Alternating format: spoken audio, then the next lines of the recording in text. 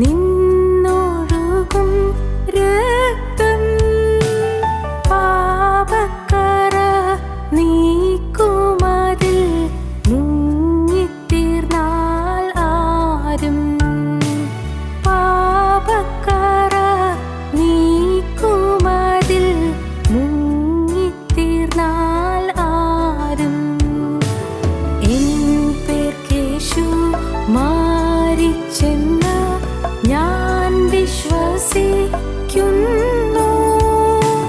പാപം എന്നിൽ നിന്നു നീക്കാൻ യേശു രക്തം ചിന്തി.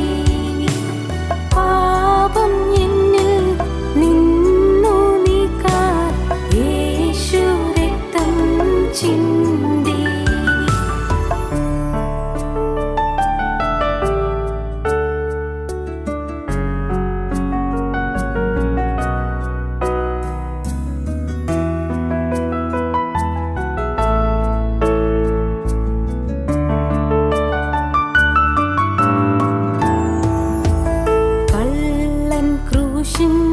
ഊറവയിൽ കണ്ടു പാപ ശാന്തി.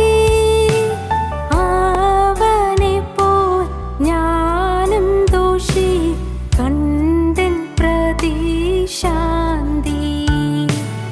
അവനെപ്പോൽ ഞാനും ദോഷി കണ്ടൻ പ്രതിശാന്തി.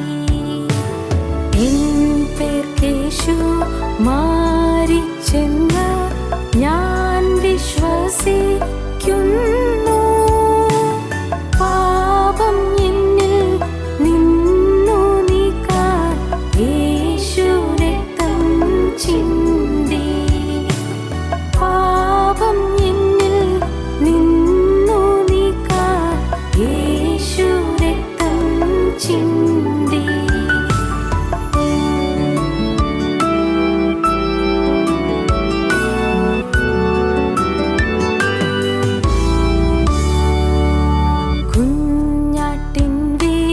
ലയേറിയ രുധിരത്തിൻ ശക്തി വീണ്ടുകൊള്ളും ദൈവസഭ ആകെ വിശേഷമായി. വീണ്ടുകൊള്ളും ദൈവസഭ ആകെ വിശേഷമായി.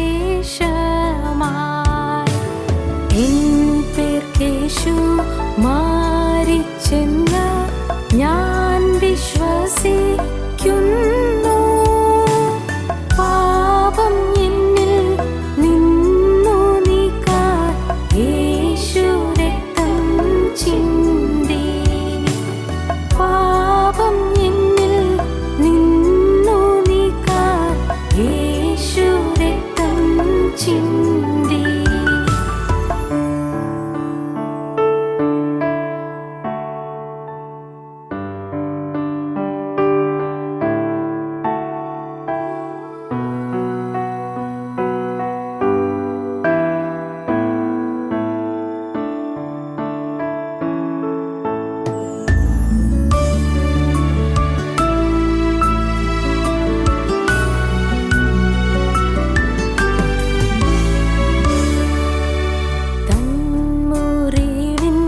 രക്തനീർ ഞാൻ കണ്ടതിനു ശേഷം വീണ്ടെടുപ്പിൻ സ്നേഹം താനിൻ ചിന്ത ഇന്നും എന്നും. വീണ്ടെടുപ്പിൻ സ്നേഹം താനിൻ ചിന്ത ഇന്നും എന്നും. എൻ പേർക്കേശു മാരിച്ചെന്ന് ഞാൻ വിശ്വസിക്കുന്നു. പാപം എന്നിൽ നിന്നു നീക്കാൻ യേശു രക്തം ചിന്തി. പാപം എന്നിൽ നിന്നു നീക്കാൻ യേശു രക്തം ചിന്തി.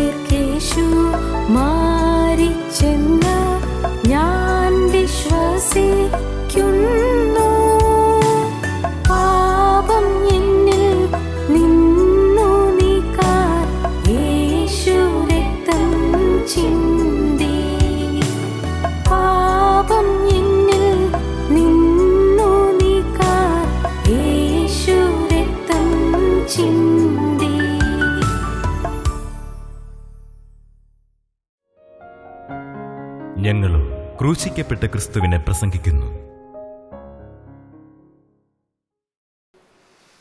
ദൈവത്തിന് സ്തോത്രം. നാഥൻ പേർക്ക് സേവ ചെയ്തതായി എന്നെ പിതാവായ ദൈവം മാനിക്കുവാൻ എനിക്ക് പ്രതിഫലങ്ങൾ തരും, കിരീടങ്ങൾ തരും.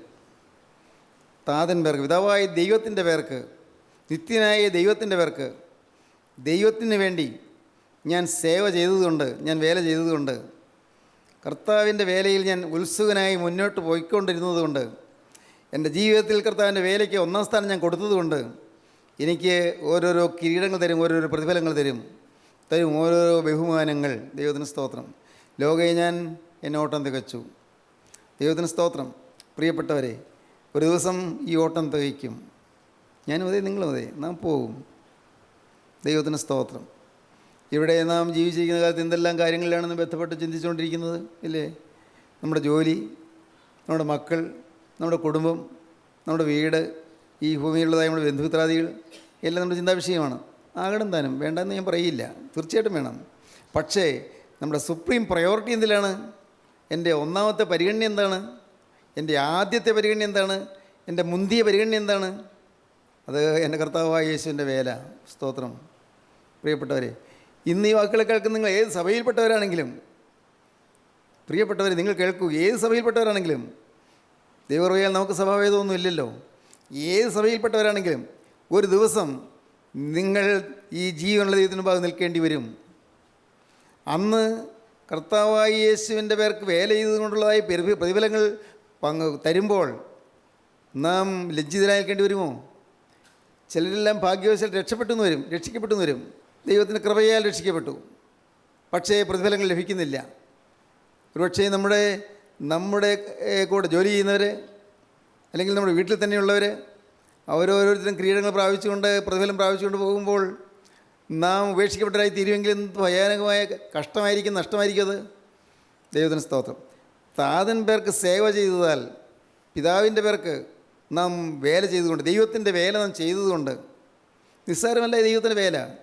ദൈവവേല എന്ന് പറയുന്നത് നിസ്സാരമല്ല. അതിനുവേണ്ടി ആക്ഷേപം സഹിക്കുന്നത് നിസ്സാരമല്ല. ആക്ഷേപം സഹിക്കുന്നു. സ്തോത്രം. നമ്മുടെയൊക്കെ ജീവിതത്തിലുണ്ടാകും. ശരിയായ ഒരു വിശ്വാസിയായി നിന്നാൽ തീർച്ചയായിട്ടും ആക്ഷേപം ലഭിക്കും. കർത്താവായ യേശു ക്രിസ്തു സാക്ഷാൽ ദൈവപുത്രൻ വന്നപ്പോൾ കർത്താവിനെ യഹൂദന്മാർ വിളിച്ചതെന്താണെന്നറിയാമോ? ആ ഭ്രാന്തനെന്ന്, അവന് ഭ്രാന്തുണ്ട്, പിടിച്ചു കെട്ടണമെന്ന്. ഭ്രാന്തുണ്ട്, പിടിച്ചു കെട്ടണമെന്ന് പറഞ്ഞു കർത്താവിനെക്കുറിച്ച്. ആരാ? സാക്ഷാൽ ദൈവപുത്രൻ, നിത്യതേജസ്സായ ദൈവപുത്രൻ വന്നപ്പോൾ പറഞ്ഞു അവന് ഭ്രാന്തുണ്ട്, പിടിച്ചു കെട്ടിയിടണം.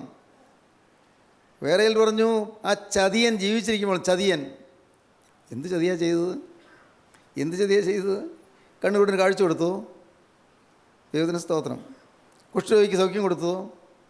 എന്ത് ചതിയാണ് ചെയ്തത്? ദൈവത്തിന് സ്തോത്രം. അഗതിയെ കണ്ട് സഹായിക്കാൻ കരം നീട്ടിയതോ? ബലഹീനെ പിടിച്ച് എഴുന്നേൽപ്പിച്ചതോ? 38 കൊല്ലം തളർന്നു കിടന്ന രോഗിക്ക് അവൻ എഴുന്നേറ്റ് നടക്കാൻ കറവ് നൽകിയതോ? 4 പേര് ചുമന്നുകൊണ്ട് വന്ന പക്ഷാത രോഗിക്ക് എഴുന്നേറ്റ് കിടക്കേറ്റ് നടക്കുക എന്ന് പറഞ്ഞവൻ നടത്തിയതോ? അതാണോ ദ്രോഹം? സ്തോത്രം. പ്രിയപ്പെട്ടവരെ, നാം സത്യവിശ്വാസികളായി നിൽക്കുന്നു എങ്കിൽ തീർച്ചയായും ലോകം നമ്മെ വെറുക്കും. മനുഷ്യർ നമ്മളെ വെറുക്കും. അവർ നമ്മളെ പകയ്ക്കും. അപ്പോൾ നാം പേടിക്കരുത്. അയ്യോ, എന്നെ ലോകം പകയ്ക്കുന്നു, എൻ്റെ സ്വന്തക്കാരനോട് മിണ്ടുന്നില്ല, അവരെന്നെ വിളിക്കുന്നില്ല, എനിക്ക് എൻ്റെ നാട്ടുകാർക്ക് എന്നോട് വിലയില്ല എന്നൊക്കെ ചിന്തിച്ച് തളരുകയല്ല വേണ്ടത്. സ്തോത്രം. അവിടെയാണ് നാം വീര്യത്തോടെ നിൽക്കേണ്ടത്. ഞാൻ ശരിയായ വിശ്വാസത്തിൻ്റെ വഴിയിലാണെന്ന് ഇപ്പോൾ മനസ്സിലായി.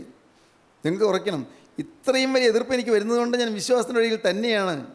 കാരണം കർത്താവ് പറയുന്നു, പ്രതികാരം എനിക്കുള്ളത്, ഞാൻ പകരം ചെയ്യും. നാം പകരം ചെയ്യാനൊന്നും പോകണ്ട, ഒരു എക്സ്പ്ലനേഷൻ കൊടുക്കണ്ട. ആരെങ്കിലും കളിയാക്കുകയോ നമ്മെക്കുറിച്ച് ഇല്ലാത്ത പറയുകയോ ചെയ്താൽ ഒരു വിശദീകരണവും കൊടുക്കണ്ട. ഒരു കാര്യം ചെയ്താൽ മാത്രം മതി, എല്ലാം ദൈവമേ നിൻ്റെ കരങ്ങളിലേക്ക്.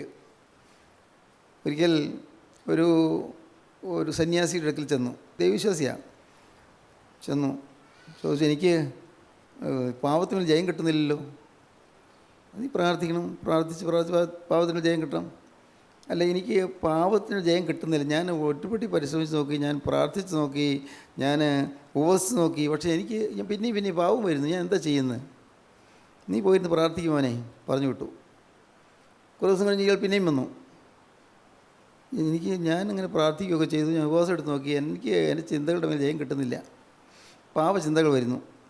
എനിക്ക് ചിലപ്പോൾ മുഷിൽ തോന്നുന്നു, ചിലപ്പോൾ നിരാശ വരുന്നു, ചത്താൽ മതിയെന്ന് തോന്നുന്നു.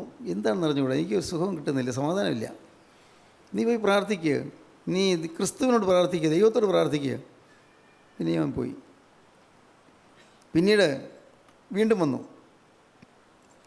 നീ പ്രാർത്ഥിക്കുക, ഇത് നിനക്ക് ജയം കിട്ടും എന്ന് പിന്നെ ഈ സന്യാസി പറഞ്ഞപ്പോൾ അവൻ ദേഷ്യം വന്നു, കലശലായി ദേഷ്യം വന്നു.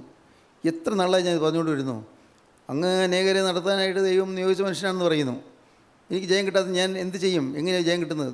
എല്ലാവരും ദേഷ്യപ്പെട്ടു, ഭയങ്കരമായി അരിശപ്പെട്ട് ചീത്ത വാക്കുകളൊക്കെ പറഞ്ഞു, ചീത്ത വാക്കുകൾ, അസഭ്യ വാക്കുകളൊക്കെ പറഞ്ഞു.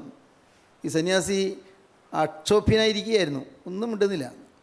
അദ്ദേഹത്തിനൊരു ക്ഷോഭം വരുന്നുമില്ല, വികാരഭേദം ഉണ്ടാകുന്നുമില്ല, അതിന് മുഖം വാടുന്നുമില്ല. ഇവന് ചീത്ത വിളിച്ച് കഴിഞ്ഞപ്പോൾ ഇവൻ ചോദിച്ചു, അപ്പോൾ ഇത്രയൊക്കെ ഞാൻ ഈ ദേഷ്യപ്പെട്ട് പറഞ്ഞിട്ടും ചീത്ത വിളിച്ചിട്ടും അങ്ങക്കൊരു പ്രതികരണമില്ലല്ലോ, ഒന്നും എന്നോട് തിരിച്ചൊന്നും പറയുന്നില്ലല്ലോ. ഇല്ല, നീ പറഞ്ഞതൊന്നും ഞാൻ സ്വീകരിച്ചില്ല, നീ പറഞ്ഞതൊന്നും ഞാൻ സ്വീകരിച്ചിട്ടില്ല. നീ ഒരാൾക്കൊരു 10 രൂപ കൊടുത്തിട്ട് അയാളെ സ്വീകരിച്ചില്ലെങ്കിൽ ആ രൂപ ആരുടെ കയ്യിലാണ്? നിൻ്റെ കയ്യിൽ തന്നെയല്ലേ.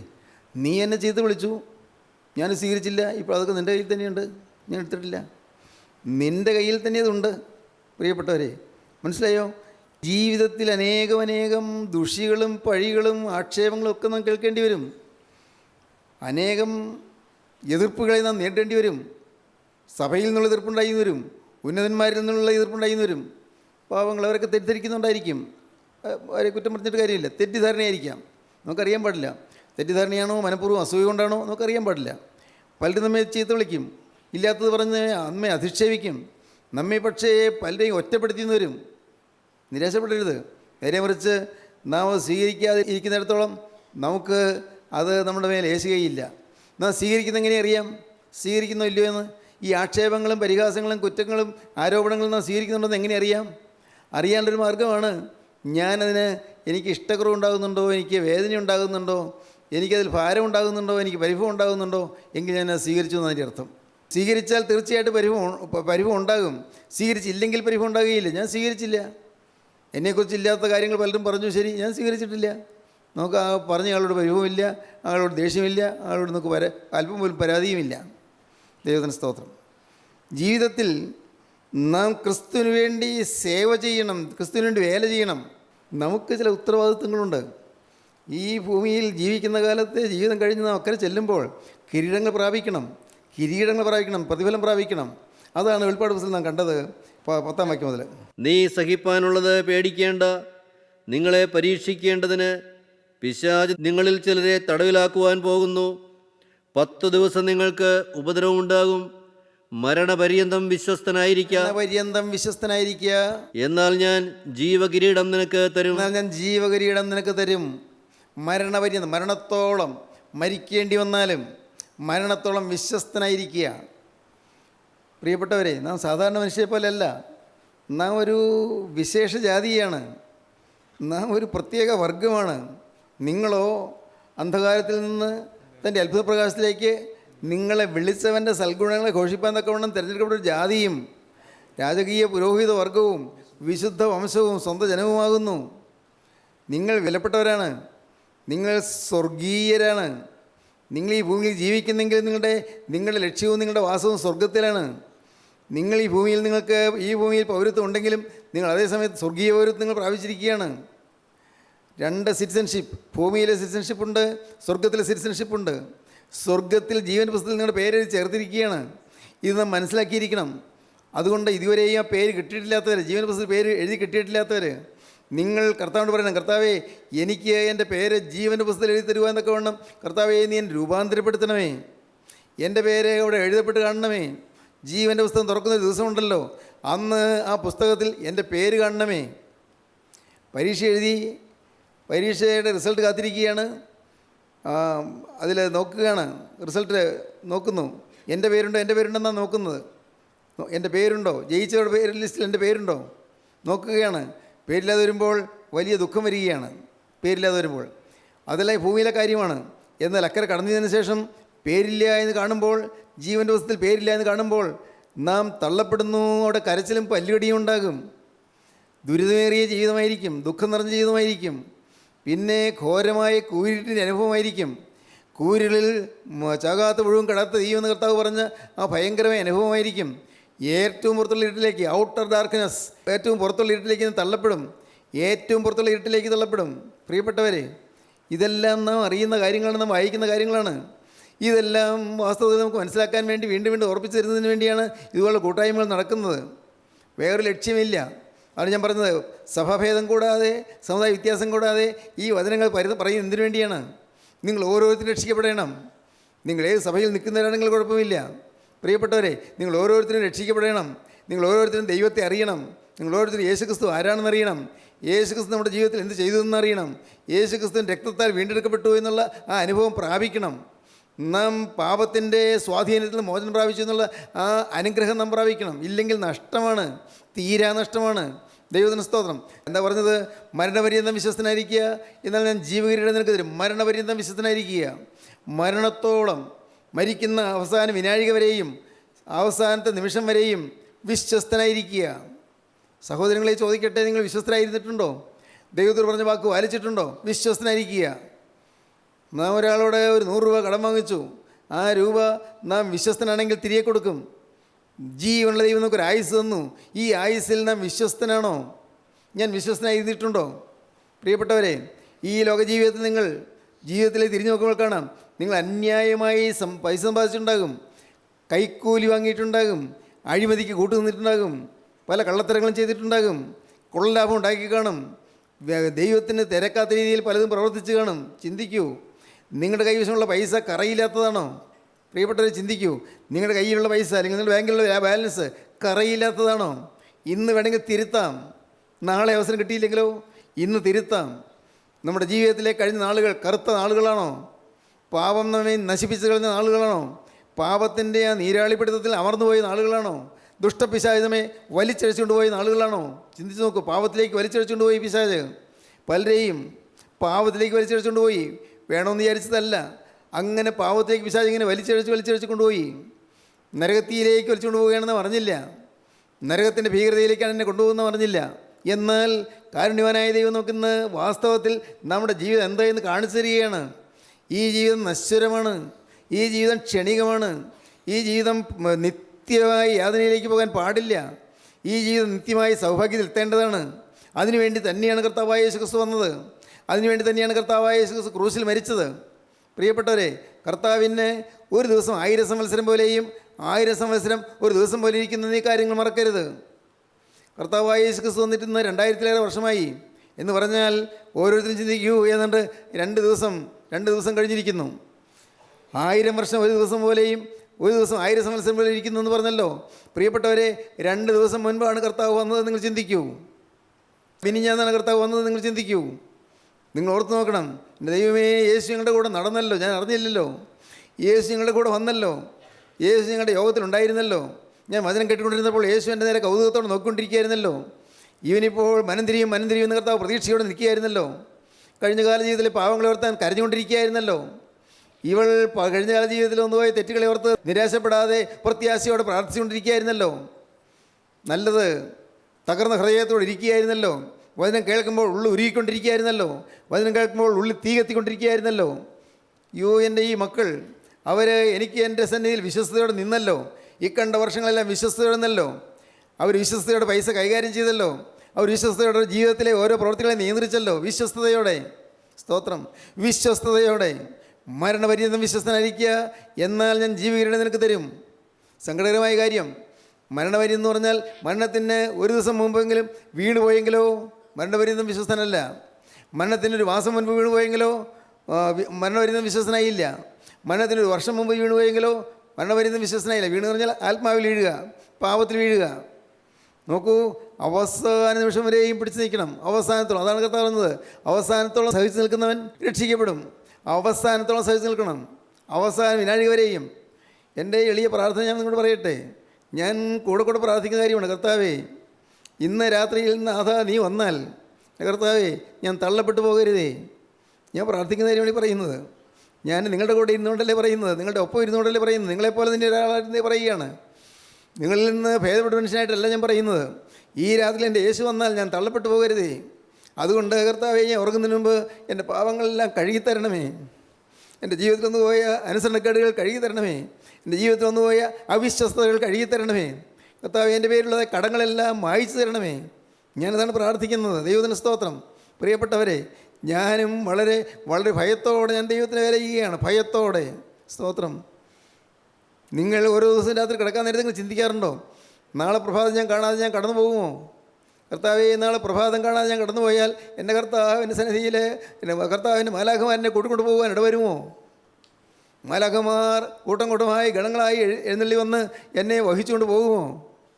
എൻ്റെ ആത്മാവിന് തിരുസന്നിധിയിലേക്ക് കൊണ്ടുപോകുമോ? ഇല്ലെങ്കിൽ നഷ്ടമാണല്ലോ കർത്താവേ. ദൈവത്തിന് സ്തോത്രം. സഹോദരങ്ങളെ, ചിന്തിക്കൂ. നാം ഓരോരുത്തരും ചിന്തിക്കും, മരണപര്യന്തം മരണത്തോളം വിശ്വസ്തനായിരിക്കണം. അവസാന നിമിഷം വരെയും, അവസാനത്തെ സെക്കൻഡ് വരെയും നാം വിശ്വസ്തരായിരിക്കണം. ദൈവത്തിന് സ്തോത്രം. നമുക്ക് ലഭിക്കുന്ന ഒരു വളരെ ചുരുങ്ങിയൊരു ആയുഷ്കാലം, വളരെ ചെറിയൊരു ആയുഷ്കാലം, വളരെ കുറച്ച് കാലം മാത്രം. പ്രിയപ്പെട്ടവരെ, ഇവിടെ ഈ ലോകത്തിന് വേണ്ടി പടവെട്ടി, ഈ മണ്ണിന് വേണ്ടി യുദ്ധം ചെയ്ത്, അല്പം മണ്ണിന് വേണ്ടി വഴക്കടിച്ച്, കുറച്ച് മണ്ണിന് വേണ്ടി അങ്ങോട്ടും ഇങ്ങോട്ടും വഴക്കുകളും പിണക്കങ്ങളും കലഹങ്ങളും വൈരാഗ്യങ്ങളുമായി അങ്ങനെ തീർന്നു പോകേണ്ടതല്ല നമ്മുടെ ജീവിതം. കുറച്ച് രൂപയ്ക്ക് വേണ്ടി നാം വിലപ്പെട്ടതായി കണക്കാക്കി, രൂപ വിലപ്പെട്ടതാണെന്ന് കണക്കാക്കി നശിപ്പിക്കേണ്ടതല്ല ഈ ജീവിതം. ഈ രൂപ പോകും, സ്വത്ത് പോകും, ബാങ്ക് ബാലൻസ് പോകും, എല്ലാം പോകും. അതാണ് സങ്കീർത്തനം 39 പറയുന്നത്. യഹോവേ, എൻ്റെ അവസാനത്തെയും എൻ്റെ ആയുസ് എത്ര എന്നതിനെയും അറിയിക്കണമേ. ഞാൻ എത്ര ക്ഷണികനെന്ന് ഞാൻ അറിയുമാറാകട്ടെ. ഇതാ, നീ എൻ്റെ നാളുകളെ 4 വിരൽ നീളമാക്കിയിരിക്കുന്നു. ഏത് മനുഷ്യനും ഉറച്ചു നിന്നാലും ഒരു ശ്വാസമത്രേ. മനുഷ്യരൊക്കെയും ഒരു നിഴലായി നടക്കുന്നു. നിശ്ചയം അവൻ ധനം സമ്പാദിക്കുന്നു, ആരനുഭവിക്കുമെന്ന് അറിയുന്നില്ല. സ്തോത്രം. ധനം സമ്പാദിക്കുന്നു, ആരനുഭവിക്കുമെന്ന് അറിയുന്നില്ല.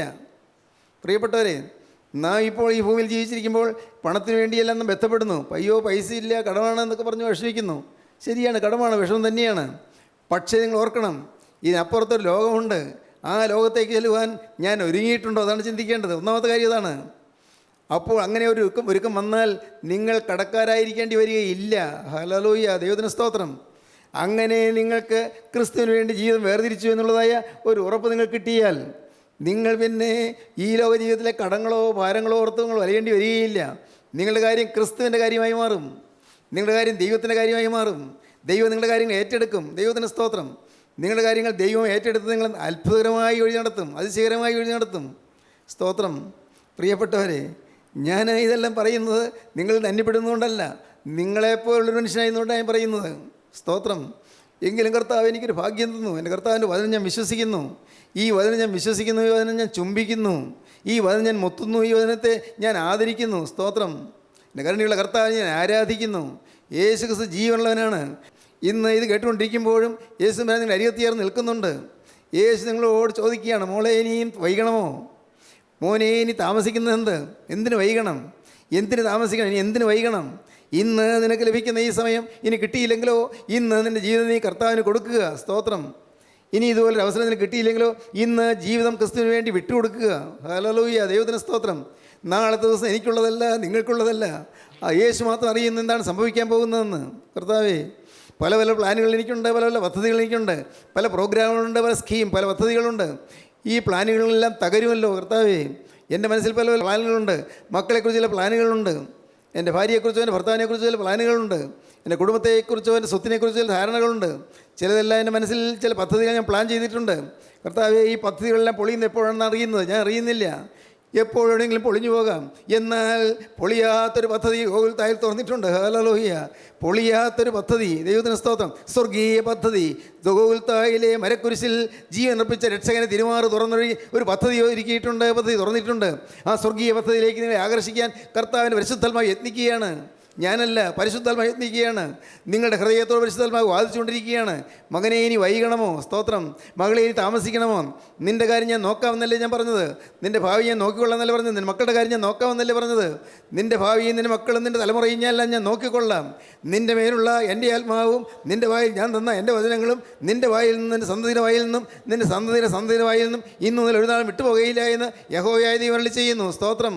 വാഗ്ദത്തം തരികയാണ്. നിൻ്റെ മേലുള്ള എൻ്റെ ആത്മാവും നിൻ്റെ വായിൽ ഞാൻ തന്ന എൻ്റെ വചനങ്ങളും നിൻ്റെ വായിൽ നിന്നും നിൻ്റെ സന്തതിയുടെ വായിൽ നിന്നും നിൻ്റെ സന്തതിയുടെ വായിൽ നിന്നും ഇന്നു ഒരു നാൾ വിട്ടുപോകയില്ല എന്ന് കർത്താവ് അരുളിച്ചെയ്യുന്നു. യഹോവയായ കർത്താവ് അരുളിച്ചെയ്യുന്നു. ഇതാകുന്നു ഞാൻ നിങ്ങളോട് ചെയ്യുന്ന നിയമം. ദൈവം ഒരു നിയമം ചെയ്യുകയാണ്. ദൈവം പ്രതിജ്ഞ ചെയ്യുകയാണ്. സ്തോത്രം. ശപഥം ചെയ്യുകയാണ്. നിൻ്റെ മേൽ ആത്മാവിനെ ഞാൻ തന്നു. ഹല്ലേലൂയ, ദൈവത്തിന് സ്തോത്രം. സഹോദരങ്ങളെ, നിങ്ങൾ സമർപ്പിക്കൂ ജീവിതം. യേശുവിൻ്റെ കരങ്ങളിലേക്ക് കൊടുക്കൂ. യേശു അടുത്ത് വന്ന് നിൽക്കുന്നുണ്ടല്ലോ. യേശുവിൻ്റെ കരങ്ങളിലേക്ക് എൻ്റെ ജീവിതം കൊടുക്കൂ. കർത്താവേ, നിൻ്റെ കരങ്ങളിലേക്ക് ഈ പാവപ്പെട്ട ആയുസ് അതിന് ഞാൻ ഏൽപ്പിച്ചു തരുന്നു. ഈ നിസ്സാരമായ ആയുസ് ഞാൻ ഏൽപ്പിച്ചു തരുന്നു. ഈ അല്പപ്രാണിയുടെ ആയുസ് ഞാൻ ഏൽപ്പിച്ചു തരുന്നു. നഷ്ടശിഷ്ടമായ ഒരു ചെറിയ ആയുസ് കർത്താവേ, അനേക നഷ്ടങ്ങളെല്ലാം കഴിഞ്ഞ് ശേഷിച്ചതായ ഒരു ചെറിയ ആയുസ്, നഷ്ടശിഷ്ടമായ ആയുസ് നിനക്ക് ഞാൻ ഇതാ വിട്ടു തരുന്നു. കർത്താവേ, അനേകം നഷ്ടങ്ങൾ പറ്റിയ ഒരു ആയുസ്സാണ്, അനേകം പോരായ്മകൾ പറ്റിയ ആയുസ്സാണ്, അനേകം വീഴ്ചകൾ പറ്റിയ ആയുസ്സാണ്. ഇതാ ഞാൻ നിനക്ക് വിട്ടു തരുന്നു. നാഥ, നീ എന്നെ ഒന്ന് കൈയേൽക്കണമേ, എന്നെ നീ ഒന്ന് സ്വീകരിക്കണമേ, നിൻ്റെ കരങ്ങളിൽ എന്നെ എടുക്കണമേ, എന്നെ നീ വിശുദ്ധീകരിക്കണമേ, രക്തത്താൽ എന്നെ കഴുകണമേ. കഴിഞ്ഞ കാല ജീവിതത്തിൽ നിന്ന് പോയ പാപങ്ങളൊന്നും എൻ്റെ മേൽ കണക്കിടല്ലേ. എൻ്റെ പാപങ്ങളെല്ലാം എന്നിൽ നിന്ന് മാറ്റി തരണമേ, എന്നെ വിശുദ്ധീകരിക്കണമേ. പ്രാർത്ഥിക്കൂ പ്രിയപ്പെട്ടവരെ, യേശുവിൻ്റെ കരങ്ങളിലേക്ക് നിങ്ങളെ കൊടുക്കൂ. യേശുവിൻ്റെ കരങ്ങളിലേക്ക് നിങ്ങളെ ഏൽപ്പിച്ചുകൊണ്ട് പ്രിയപ്പെട്ടവരെ, നിങ്ങൾ ഓരോരുത്തരും ഇപ്പോൾ കർത്താവിനോട് നേരിട്ട് പറയുക. യേശു അടുക്കൽ വന്ന് നിൽക്കുന്നുണ്ട്. യേശുവിനോട് നിങ്ങൾ സംസാരിക്കുക. യേശുവേ, ഇന്ന് ഞാനിതാ വരുന്നു, എന്നെ സ്വീകരിക്കണമേ. എൻ്റെ രക്ഷക, ഇന്ന് ഞാൻ നിൻ്റെ തിരുസനിലേക്ക് വരുന്നു, എന്നെ സ്വീകരിക്കണമേ. എൻ്റെ വാഴ്ത്തപ്പെട്ട കർത്താവേ, ഞാനിത് അതിന് മുമ്പാകെ വരുന്നു, എന്നെ നീ കൈക്കൊള്ളണമേ. ഹല്ലേലൂയ. നിൻ്റെ ആണിപ്പാളുടെ കരം നീട്ടി എൻ്റെ തലമേൽ നിന്റെ കരം ഒന്ന് വെക്കണമേ. ഹല്ലേലൂയ. നിൻ്റെ ആണിപ്പാളുടെ കരം നീട്ടി എൻ്റെ തലമേൽ ഒന്ന് വെക്കണമേ. ഹല്ലേലൂയ. കാരുണ്യവാനായ ഞങ്ങളുടെ സ്വർഗീയ പിതാവേ, അവിടുത്തെ ജീവൻ്റെ തിരുമൊഴികൾ കേൾപ്പാൻ ഞങ്ങൾക്ക് തന്ന ഭാഗ്യത്തിനായി സ്തോത്രം. നാഥ, നീ ഞങ്ങളുടെ കൂടെ തന്നെ ഉള്ളതിനായി സ്തോത്രം. കർത്താവേ, അഖിലാണ്ടത്തിൻ്റെ ഉടയവനായ ദൈവം, സർവ്വചരാരങ്ങളെ സൃഷ്ടിച്ചവനായ ദൈവം, അണ്ടകടാഹത്ത് മെനഞ്ഞവനായ ദൈവം, പാവപ്പെട്ട ഞങ്ങളുടെ അരിയിലേക്ക് വന്നതിനായി സ്തോത്രം. എൻ്റെ കർത്താവ്, യേശുവിൻ്റെയും ചന്ദ്രൻ്റെയും നക്ഷത്രങ്ങളെയും എല്ലാം നിർമ്മിച്ചത് അതിന് സ്ഥാനത്താക്കിയ ദൈവം, ഞങ്ങളുടെ അരികത്ത് നിൽക്കുന്നതിനായി സ്തോത്രം. കർത്താവേ, നിൻ്റെ ആണിപ്പാളുടെ കരങ്ങളിലേക്ക് ഞങ്ങളെ ഏൽപ്പിച്ചിരിക്കുന്നു. നാഥ, ഞങ്ങൾ പുറകോട്ട് മാറുകയില്ല, ഞങ്ങൾ മുന്നോട്ട് തന്നെ പോകും. ഞങ്ങളെ പിടിച്ചുകൊള്ളണമേ, ഞങ്ങളെ നടത്തിക്കൊള്ളണമേ, ഞങ്ങളെ കാത്തുകൊള്ളണമേ, ഞങ്ങളെ അനുഗ്രഹിക്കണമേ. അവിടുത്തെ രണ്ടാമത്തെ വേണ്ടി ഞങ്ങളെല്ലാവരും ഒരുക്കണമേ. യേശു ക്രിസ്തുവിൻ്റെ പരിശുദ്ധമായ നാമത്തിൽ തന്നെ. ആമീൻ. ഹല്ലേലൂയ.